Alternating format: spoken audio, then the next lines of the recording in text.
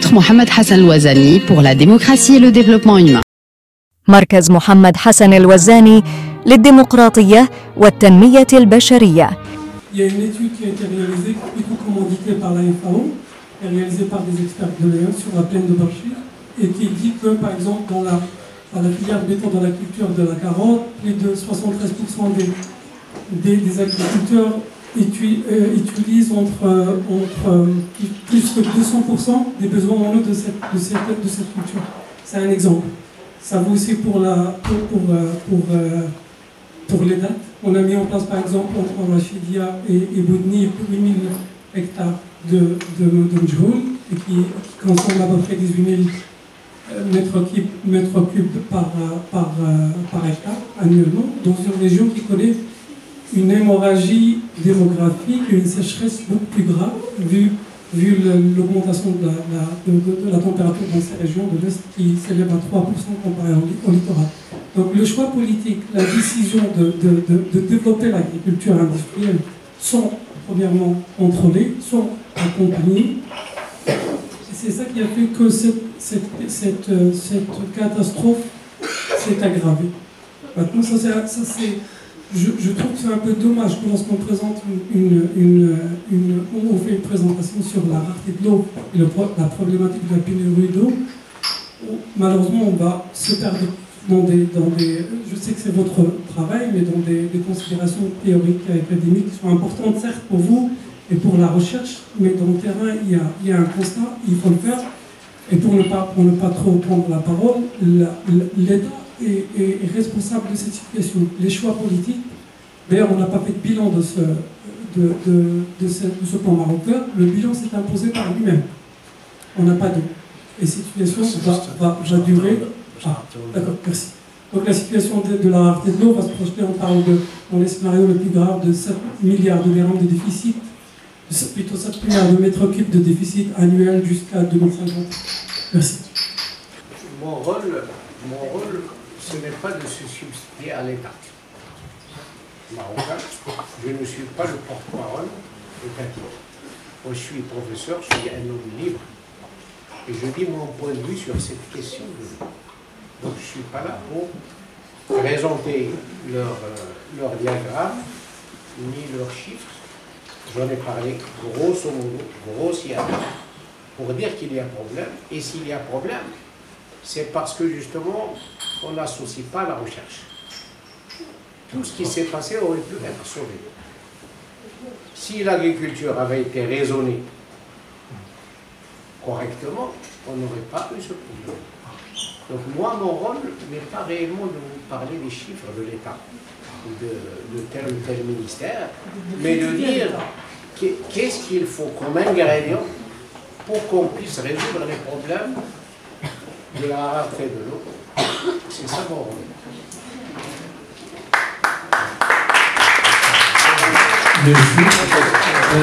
Merci. Observateur de mutation socio-économique et militant pour la souveraineté alimentaire au Maroc. Ma question, tout d'abord, le problème du changement climatique, il est composite. Nous avons ce qui est paramétré par des essais des Européens à travers le CERN, qui avait déréglé l'écosystème terrestre, ainsi que américo-canadien HARP, qui ont effet sur le sens des pressions atmosphériques. Donc il y a des expériences dans ce domaine qui sont décryptées, elles sont sur Internet, vous pouvez les consulter. Donc cette sécheresse, elle est bien fabriquée. Parce que le cycle de l'eau, c'est une constante. الماء الصالح للشرب راه كيدور غير اما كيدور في اليابسه ولا في البحر وهما اللي عندي كيردوا للبحر دونك هذا سي ان بروبليم كي بيان فوني باش نبقاو حنا ديبوندون بالنسبه لا سوفرينتي اليمونتير جو سوي membre de société civile marocaine qui milite pour la souveraineté alimentaire contre la sécurité alimentaire. Pourquoi? Ce que nous avons vu lors de projections que l'agriculture consomme trop d'eau, c'est l'eau qu'on exporte à travers nos grands agriculteurs qui exportent les tomates ainsi que d'autres fruits vers l'Europe ou bien vers d'autres pays. Donc là, c'est le choix politique de Maroc vers pilier 1. Mais le pilier 2, le petit paysannerie, qui est là pour une s'auto-alimentation, donc il est dans les normes et les souffrant en même temps. Pourquoi? On trouve que dans des régions qui sont en train de partager une quantité d'eau qui est bien limitée.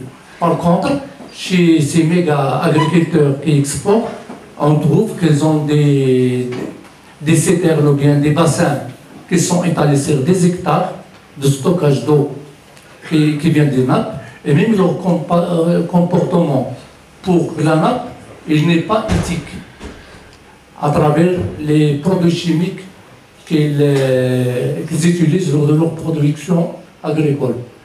Donc, c'est comme ça que je vois. Donc, il y a un autre point qui est très intéressant, c'est le dessalement de l'eau de la mer. On sait bien que le Maroc dispose d'un gisement de poissons important. Donc, quel est l'impact de ces traitements des eaux qui doit déséquilibrer la faune et la flore de nos océans, de nos côtes? Donc là, nous sommes en train peut-être de parier notre richesse, qui peut-être sera menacée par le comportement pour avoir de l'eau. Et un autre point, c'est qu'on dispose d'un certain nombre de barrages. Quel est notre comportement à travers ces barrages? On constate bien qu'il y a un départ des terres arables qui part par érosion vers les barrages. Donc la capacité de stockage de ces barrages, il est peut-être à 30 ou bien à 40% dans le meilleur cas de leur stockage. Donc là, qu'est-ce que nous avons fait à l'occasion de cette sécheresse pour draguer et nettoyer nos barrages? Peut-être n'importe quelle pluviométrie qui viendra, on peut la stocker correctement. Et merci. C'est le modèle. De toute façon, je vais vous dire quelque chose. Les modèles sont très bien si on arrive à l'équilibrer, à les calibrer pour pouvoir en faire ce qu'on appelle des simulateurs. Et si un modèle, il reflète en fait, c'est lui qui va nous donner compte tenu de l'entrée qui va de la sortie, via un processus. Un processus qui est physico-chimique, qui intègre beaucoup de paramètres, de variables, d'équations, etc. Si j'arrive à le faire, pour le faire d'abord, j'ai besoin de faire des hypothèses. Et de faire ce qu'on appelle les scénarios. Et c'est pour ça que l'instance qui s'appelle le GIEC fait des hypothèses pour faire des prédictions, avec des scénarios pessimistes et des scénarios optimistes. En fait, pour dire vrai, il n'y a pas réellement une solution sous forme de courbe. Il y a toujours une solution sous forme d'enveloppe de courbe, sous le contrôle des acteurs. Et c'est important. Donc, de toutes les manières, ce ne sont que des estimations. Il y a plusieurs modèles. Et d'ailleurs, c'est faux de dire que je vais faire la moyenne de tous ces modèles pour voir le résultat. Ça n'a pas de sens. Ça n'a aucune espèce de sens. Donc, on fait avec ce qu'on a. Et par hasard, les prédictions du GIEC ou d'autres instances montrent clairement qu'il y aura stress hydrique pour ce beau pays qui est le nôtre. Donc on le sait. Et on le sait il y a presque 20 ans, 30 ans. Et on aurait dû commencer à s'en soucier. Ce n'est pas que quand je vois que le barrage est vide que je vais commencer à m'en soucier. Il fallait s'en soucier avant. Et c'est comme ça pour le monsieur qui me dit je ne veux pas parler de la vérité du terrain, je la connais très bien. La réalité du terrain, malheureusement, c'est le politique qui doit décider. Mais moi, si je ne fais pas ce genre de sensibilisation, comme ce que je fais maintenant, si je sensibilise le maximum va essayer de dire, tiens, mais il y a quelque chose. On est en train de nous mentir sur l'eau et tous ces aspects, sur l'agriculture. Est-ce qu'on est réellement un pays agricole, nous? On n'est pas un pays agricole. On est un pays à vocation agricole. Parce qu'on n'avait pas d'industrie. Ce n'est que maintenant qu'on commence à faire un peu d'industrie. Et le gros de nos ressources avant, ça venait de l'agriculture. Maintenant, il y a la voiture, il y a l'avion, il y a pas mal de choses qui commencent à... Et heureusement, on commence à développer les ports, on commence à développer les infrastructures. On sent qu'il y a une industrie. Donc, il faut que l'économie, il faut qu'on cherche des niches pour développer et pour chercher et en même temps, il faut rationaliser l'agriculture de manière correcte. Alors, pour revenir à Tchidial, effectivement, il y a une période de sécheresse. Pourquoi est-ce qu'ils ne profitent pas pour désenvaser les barrages? Mais ça aussi, c'est de l'argent. C'est de l'énergie. Encore, toujours ensemble, l'énergie. C'est comme pour le dessalement et la réutilisation des eaux usées, j'ai besoin de dessalement. J'ai des panneaux photovoltaïques, j'ai de l'énergie solaire, j'ai de l'éolien, mais il faut faire ça, pratiquement, il faut de la mise en œuvre des choses, et il faut aussi développer, c'est la recherche encore. Quel type? On fait ce qu'on appelle des dragages. Dragage, on le fait pour les ports et pour les barrages, mais ça coûte très cher. Donc il faut trouver des moyens pas chers. Mais la matière, elle est vendable. Et en plus, la matière est vendable. En plus de ça, c'est du fertile, c'est très intéressant, c'est des limons, etc. Donc il y a un problème, mais c'est pour ça que je dis que pour résoudre un problème de l'eau, je n'ai pas besoin que des ministères en charge. On a besoin de toutes les parties prenantes. Vous êtes tous concernés. On est tous concernés. On doit parler. On doit voir. Et pourquoi est-ce que je privilégie telle solution plutôt que telle solution? Pourquoi est-ce que je vais faire de l'avocat ou de la pastèque? Ce genre de discussion, on l'a eu, ça fait 30 ans, 20 ans. Qu'est-ce qu'on a fait? On n'a rien fait. On attend qu'on subisse pour qu'on en parle. On aurait pu éviter quand même cela, ça fait quelques années. Donc malheureusement, nous, en termes de recherche, on ne peut pas. Le politique, on a essayé de leur dire, attention, vous faites des gaffes. Mais personne ne vous écoute. Et il faut attendre qu'un étranger leur dise, attention, ou ceci ou cela, et c'est pas normal. Il faut croire en ces hommes et en ces femmes. Professeur Ouazzar, et j'ai le droit quand même de faire un témoignage parce que ça fait exactement 32 ans que j'étais étudiant chez le professeur Brice Ouazzar, école d'ingénieur, et je témoigne que les mêmes problématiques, c'est-à-dire les mêmes sensibilisations, il l'a fait à 32 ans, et j'ai quand même cette nécessité, cette obligation de le dire devant tout le monde, et que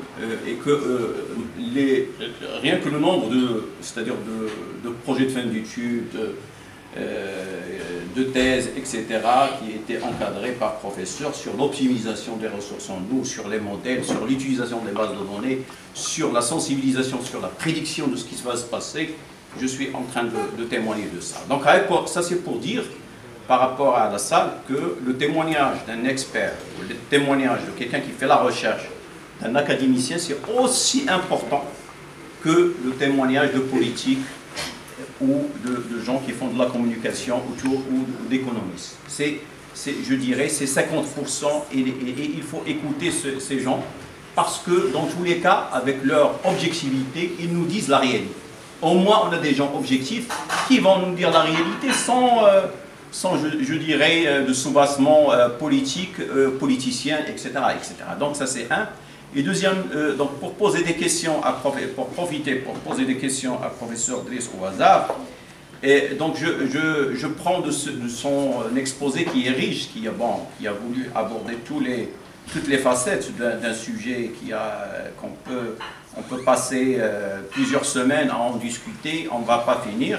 Mais au moins sur cet aspect de gouvernance, aujourd'hui, parce que lorsqu'on voit d'abord pour notre pays, bon, je sais que c'est pratiquement la même chose pour plusieurs pays en cours de développement, comme j'avais un petit peu la chance de travailler sur l'énergie et que finalement il y a des problématiques un peu connexes, c'est qu'aujourd'hui, au niveau de la gouvernance, par exemple, sur notre pays, si on regarde le schéma, aujourd'hui, nous avons plusieurs ministères qui se partagent cette problématique de l'eau, l'agriculture, l'énergie. Donc aujourd'hui, l'eau, il dépend du ministère de l'énergie et des mines, hein, pour savoir. Il ne dépend pas du ministère de l'équipement. Il y a une partie, la gestion de l'eau potable, elle dépend, etc. Bon, ça c'est un exemple. Mais pour vous dire qu'il y a plusieurs, il y a les agences de bassin, il y a les agences, il y a les offices de mise en valeur agricole, il y a les régies de distribution, il y a l'Office national de l'eau potable, de l'électricité et de l'eau potable, etc., etc. Il y a une multitude d'acteurs, mais finalement, lorsqu'on veut, pour n'importe qui veut avoir la donnée, c'est-à-dire lever cette myopie de ce qui se passe, il est très difficile pour lui aujourd'hui. Parce qu'on n'a pas, par exemple, la chance d'avoir un régulateur tel que les télécommunications. Il y a un régulateur, il y a une agence de régulation. Si aujourd'hui, il y a, pour l'énergie, il y a la création de l'ANRE qui est l'agence de... Alors, est-ce que, je pose la question au professeur, est-ce qu'aujourd'hui, ce n'est pas urgent, au moins d'abord, de créer quand même une agence de régulation, au moins pour lui donner ce côté opérationnel, au moins de rassembler les données, etc., pour pouvoir jouer des arbitrages, parce qu'on a besoin d'arbitrage. Sur l'affaire de Nexus, etc., il est nécessaire de faire des arbitrages. Donc ça, c'est première question. Et deuxième question, aussi, c'est sur des chantiers organisationnels et institutionnels, on voit beaucoup de retard. Par exemple, dans mon domaine, par exemple, de l'énergie, qui est à côté de l'eau, par exemple dans la partie distribution, ben ça fait 15 ans, 20 ans qu'on parle du multiservice, de rassembler, parce que qu'est-ce qu'on a aujourd'hui? Nous avons la Lyonnaise des eaux à Casablanca, nous avions Veolia à Rabat, Tanger, c'est-à-dire dans les grands morceaux qui sont rentables, nous l'avons concédé à des privés. Et dans le rural, et dans les régions lointaines, à l'Ayoun, à l'oriental, là où l'eau manque et l'électricité aussi, il est un peu cher, nous avons l'État encore qui fait la distribution, etc. Aujourd'hui, ce chantier de regrouper ça dans des acteurs, par exemple, régionaux, ça a pris 15 ans. Est-ce que des solutions institutionnelles c'est-à-dire pour activer ces réformes, aujourd'hui, pour le faire avant que ce soit trop tard, quels sont les acteurs qui doivent jouer aujourd'hui ce rôle dans cette chaîne? Est-ce qu'on peut énumérer quels sont les acteurs qui doivent prendre leurs responsabilités pour pouvoir activer tout ça? Merci. Effectivement, en fait, le nœud, c'est là. Moi, j'ai une façon de parler libre, comme académique. Tout projet quelconque, c'est comme un PC. Dans le PC, qu'est-ce qu'il y a? Le hardware, l'infrastructure, que je peux acheter, et contrôle de Chine. Donc si jamais je ne trouve rien, le hardware, je peux l'acheter. Mais pour faire tourner ce hardware, il me faut du software. C'est quoi? C'est le capital humain. C'est l'homme et la femme. Et pour que réellement le PC tourne, il nous faut un système d'exploitation, c'est-à-dire la gouvernance. S'il n'y a pas de gouvernance, eh bien le PC ne tourne pas. S'il manque un des deux rudiments, je peux acheter le hardware, le reste est plus difficile à acquérir. Et sans bonne gouvernance, même si j'ai du capital humain, je ne peux aller nulle part. Et quel est le problème de tout cela? Il y a plusieurs parties prenantes. Donc, qu'est-ce qu'il faut pour parler du problème de l'eau? Je parle de la production. La production de l'eau, donc qui passe par la mobilisation,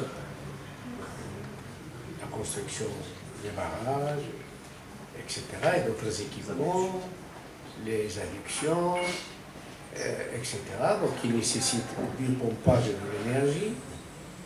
C'est une boucle. Et puis, le traitement, et puis la distribution. Donc, si je ne fais pas le tour, et quand je dis distribution, c'est multi-usage. Il y a l'agriculture, il y a le potable, il y a l'industrie, il y a le citoyen. Donc, si je ne fais pas une gouvernance qui implique tout ce monde-là, bien sûr, il y a un aspect qui est lié à l'intérieur, puisque c'est lui qui assure la cohésion et la cohérence pour le citoyen, la justice, l'équité, et de ne laisser personne sans cela. Il faut un consortium qui fait ce genre de boucle, que j'intégrerai dans une agence. Dans une agence multipartite, mais quand c'est moi le producteur et que je débat de l'offre, de la demande devant tout le monde, je dois faire ce qu'on appelle un truc visuel pour une recherche de consensus. C'est ce qui se passe, mais malheureusement, sont beaucoup d'outils. Bon, actuellement, il y a beaucoup d'outils qui permettent de faire des simulations. Pour dire, voilà, qu'est-ce qui se passe si je donne à l'agriculture 80% au lieu de 90%. Qu'est-ce qui se passe si je réduis le confort du citoyen? Au lieu de lui donner les 600 litres, je vais lui donner 400, 450, 500. Donc il faut des simulations du scénario et essayer, mais là, il faut le faire dans le cadre d'une agence qui régule tout cela.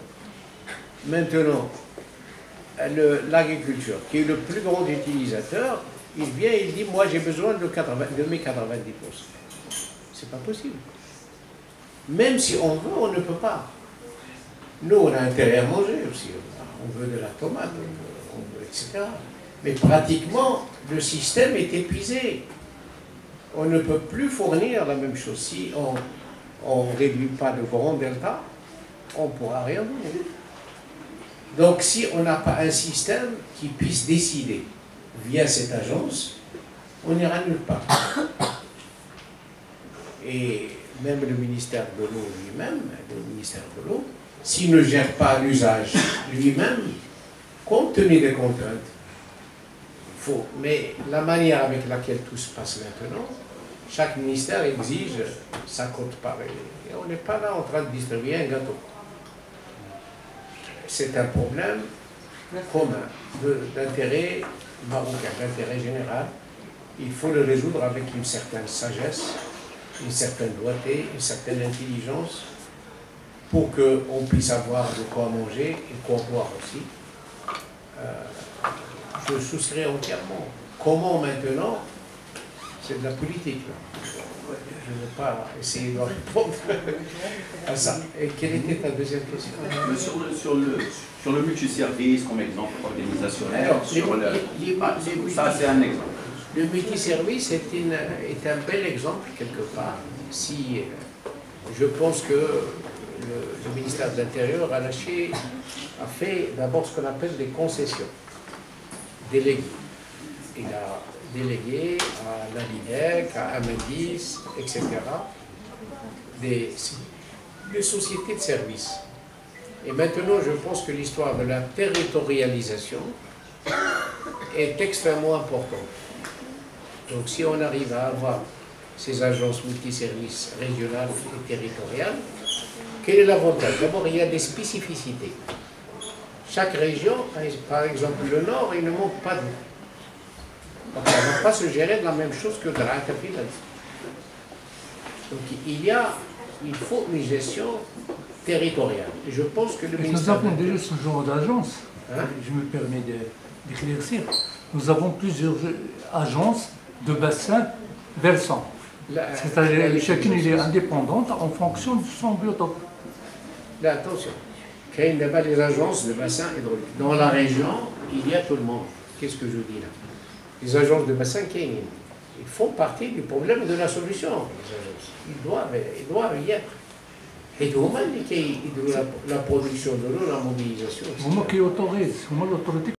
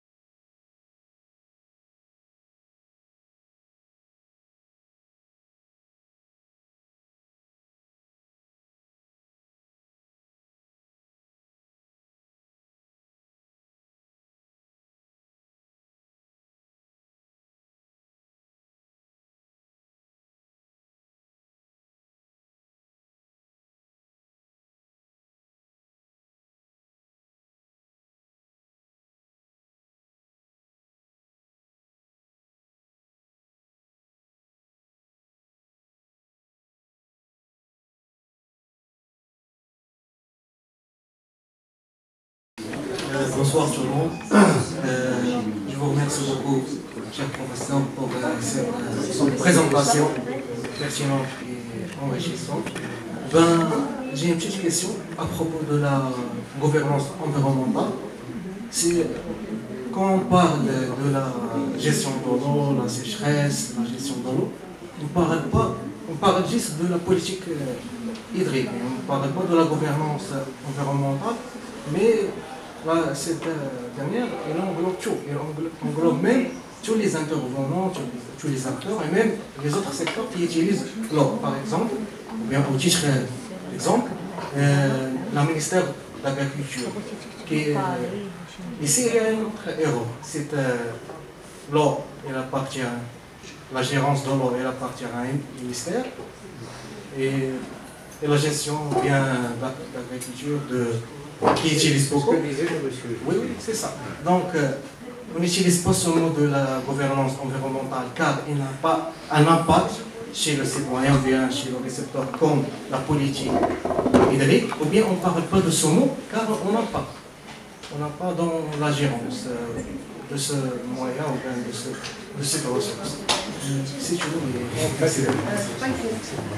En fait, on doit intégrer dans chaque chose les considérations environnementales, la biodiversité, etc. Donc, d'office, quand on parle de la gestion de l'eau, on parle de la gestion de l'eau en quantité et en qualité et à l'impact environnemental. Malheureusement, il n'y a pas d'agence justement qui suit. Moi, je pense que vous avez évoqué le problème des données. Par rapport au problème des données, à un certain moment, moi, quand j'ai donné des cours, j'ai utilisé les données brutes de l'HCP. Au départ, le commissariat au plan, il affichait tout sur le net, toutes les données brutes. Maintenant qu'il est une institution, on va dire, souveraine, qui ne dépend pas des politiques, le HCP ne dépend pas des politiques, justement, donc il va traiter, il va beaucoup aider dans la gestion de l'économie, de tout ce qu'on fait. Il donne à tous les niveaux de la sécurité, puisqu'il va afficher il va alerter, il va donner les résultats d'une analyse pour le bien du pays. Donc, de la même manière, il y a des perditions dans les prises de décision dans ce sens. Et c'est pour ça, je suis d'accord quand vous dites une agence indépendante, politiquement, qui va décider de ça, de la même manière que je demande que l'enseignement ne dépend pas des politiques. C'est l'enseignement Donc pour sortir avec une note positive, c'est une journée très intéressante et moi ce que je propose, c'est qu'on pourrait reprendre l'éthique marocaine. Le bir كيحترم الماء كيتحترم اللي عنده البير اللي داز كيسقي منه اللي طاير كيشرب منه. D'ailleurs on parle de بحال الكتاب بحال الماء بحال كلشي c'est la propriété de tout le monde et vous avez très bien parlé de la gestion de la chose qui est de préserver l'eau. Donc pourquoi pas au niveau on est des enseignants, pourquoi pas dans le livre scolaire on évoque ce problème. On parlait il faut évoquer le problème. Il faut faire de nos jeunes actuels des gens sensibles à ce problème hydrique. Donc, je donne un problème de maths, je fais allusion à l'optimisation de l'utilisation de l'eau. Et le bon citoyen, c'est pas celui qui شاد الرشاشة ديالو. Moi je vois واحد لقيتو كيسقي شاد التيو كيسيق اميدي ولا لا وفي القدرون قلت ليه حبس الماء جي با اوزي ويقول لي مادام جا غالي قلت ليه حبس الماء ما تبقاش تكب لي الماء بحال هكاك سما j'étais prise donc dans mon et donc c'est l'éducation des jeunes actuels que ce soit tous les livres scolaires doivent en parler comme quelque chose de voilà donc c'est par rapport à la sensibilisation. Merci beaucoup, c'est aux âges. Je m'attendais à avoir des équations. Merci monsieur pour votre présentation qui était enrichissante. Vous avez parlé du fait de recharger les nappes phréatiques. Veuillez-vous s'il vous plaît expliquer comment se fait? Pour stocker l'eau, on la stocke dans les barrages. D'accord? Parce que c'est un stock intéressant et c'est une dépression qu'on utilise, on fait un barrage, on a un gros volume d'eau. Le problème avec le barrage, c'est qu'il y a l'évaporation, donc il y a une grande perte.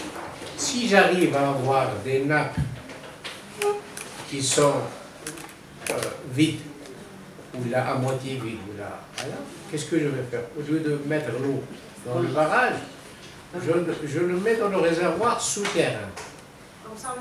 Comme ça, j'évite l'évaporation. Et donc, j'ai un meilleur rendement et je stocke l'eau pour... C'est comme les bouffées d'avant, etc.